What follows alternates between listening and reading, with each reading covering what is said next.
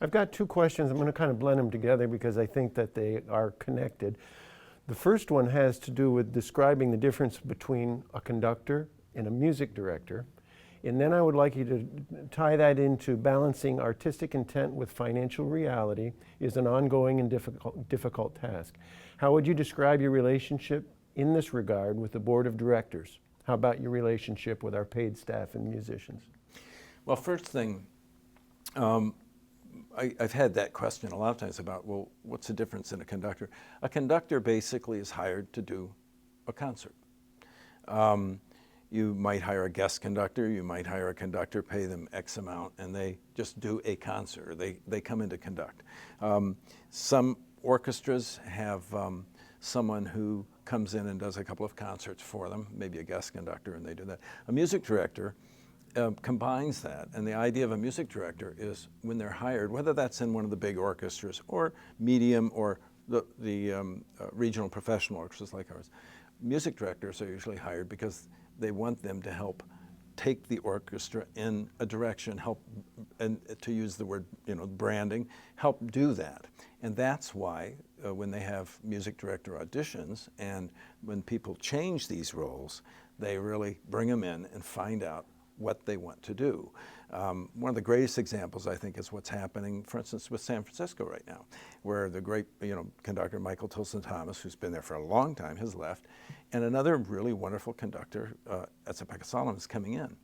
And you come into something like that, and how is he going to make the orchestra, how is he going to put his brand on the orchestra? And that doesn't mean the music director has control over those things, but you're asking that person to come in. Otherwise, you're going to hire him to conduct. Now, in some situations, some pit-type music and stuff like that, people are hired just to come in and do just that part of it, and they don't really affect the rest.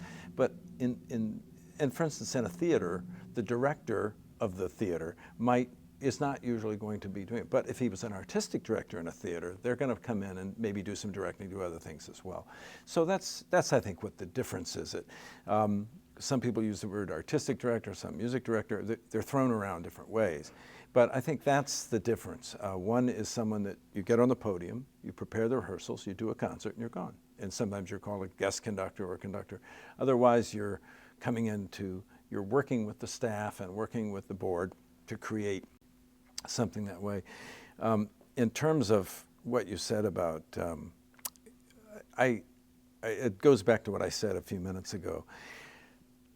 I have so much respect for the people that we have in our organization. We have, our executive director, for instance, I've known Kathy for, it seems like forever.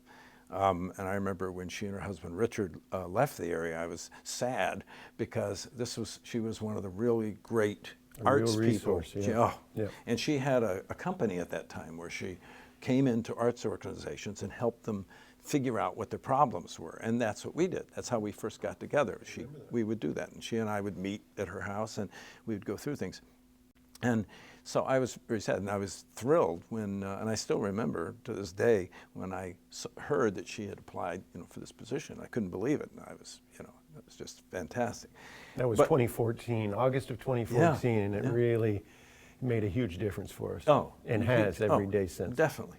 And also, in terms of the board, it's an interesting thing between music directors or executive directors and boards, but particularly music directors, because as you mentioned earlier, the music director, my job is to try to get every bang for my buck that I can do to present our musical sphere.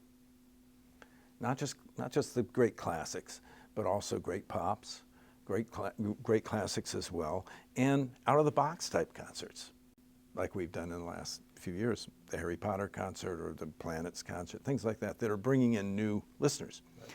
The board's job is so important because they're trying to not only raise money and help steer the orchestra, but they also, their job is to make sure that we stay afloat. And so we have people of all kinds of different expertise on that board. And I may agree with them or not agree, and they may agree with me or not agree. I mean, I think it would be sad if we all just walked into that room and said, we all agree on this, but everybody has different ideas. And and sometimes it's very opinionated. And I think that's fabulous, because we have a lot of people with great ideas. And my feeling has always been, when you work with people, that you state your case to the nth degree, and then after all has been said, you come to a conclusion and you move on. It's time to go. It's time to move. And very much like an election, you know? you state your case, you do the vote, and then you go. And I think that's the way I feel. I happen to, every time I walk into a board meeting, I look around at each of the people around that table, and I just smile. And every time you would start a meeting, I would smile. And I have to thank you for boy, enduring this for 9 incredible years as president and working, because as I've said to so many people, the thing that I was always amazed working with you is, no matter how empty the glass was, you always saw it as that much full. No matter what the problems were, you always had a way of realizing what the mission of the orchestra was, and that took precedence over everything. And that if you believe in that, then the rest can follow. Thank you for the kind words, and I couldn't be more pleased with what Kimberly Bush has already done for the orchestra. I'm thrilled. And I feel that we're in incredibly good hands going forward. What's interesting about it is both you're such an amazing musician in so many ways, the conductor, performer, and everything else, and the same thing with Kimberly. Such a wonderful performer and conductor, and both of you are such incredible teachers. And I've said this so many times, that who would think in this part of northern New York, you know, where we can see the end of the world from here, that we have some of the finest music educators in the entire state and the country. And I believe that firmly. Yep. Firmly. Hey, given that your legacy is well established, with all you have accomplished these past 32 years with the Orchestra of Northern New York, how has COVID impacted our operations, and what do you see happening in the next year or two? Wow. Well, to say the least, COVID has not only interrupted all of our lives in every capacity, but it, of course, has interrupted the arts very much. And I think what's interesting to me about it is that, and I think Kathy Del Giudice, our executive director, and I've talked a lot about this, and we heard a lot on some of the recent League of American Orchestra? League of American Orchestra meetings, yes. But I think, to me, what the COVID has done is actually just pushed forward what we already were going to have to do. I really see it this way. Starting several years ago, and we've all heard this, that the population that's listening to classical music is aging, and audiences are newer, and today's audiences, today's kids, have different interests than kids of maybe 25 or 50 years ago. It's not better, it's not worse, it's just different. It's just the way things are in life. And so it was important even a year ago, 2 years, 3 years ago, for orchestras to be trying to reinvent, and everyone's talked about it. But people kind of keep going because it works, and your base really loves the concerts you're doing, and so you keep going. COVID has just pushed us. I'm sorry that with everything that COVID has represented, that it had to do this. But for the arts, what it's done for all the arts is just said, now you have to do it. Kind of a kick in the pants. It is. It is. And so it can't kick it down the road anymore. And so it's forced us to look at other ways to increase our mission. And I saw on my emails today a couple of programming committee related emails. You want to tell us a little bit about that? I'm very excited about this. I had said that I wanted to form a programming committee that would give me advice and ideas about this. And what pushed me to do this? I mean, I had already wanted to do this before. Most people may not realize that music directors do all the programming for the orchestra. They do it everywhere. And some orchestras have a pops conductor, if they're large orchestras like Boston or Chicago. They have a pops conductor and a regular, and then an outside guest conductor. But they do all the programming. But in a lot of larger orchestras, that conductor works with what they call an orchestra manager. And the orchestra manager is not an executive director. They really do all the management things of the orchestra itself. And they work with the conductor with about soloists, programs, and everything else, and they talk these things out. They get into a room and they just, you know. But in orchestras of our size, music directors just do all the programming. And I get emails, for 32 years I get lots of either emails or letters or phone calls about suggestions for music. I love it, I always have. And over the years, sometimes pieces that I couldn't consider in the beginning, I would come back to, somebody would recommend, I think, no, and I think, wait, well now we can do that. We can do that, so I would make changes. But we're in a different era. We're in a really different era right now. And again, the COVID has maybe pushed us there, but this has been coming for a while with younger audiences and everything else, cell phones, you name it. I mean, streaming on everything else.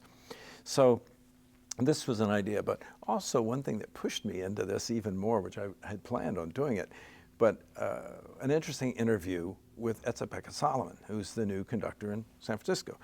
And can you imagine if this board had a conducting candidate come into them and they offered them a salary, and then that person said, but I won't come unless you pay for 8 more people to come with me. And what he did was bring in people in jazz, rock, all kinds of areas. Wow. Everything, all kinds of ethnicity, types of ethnic music.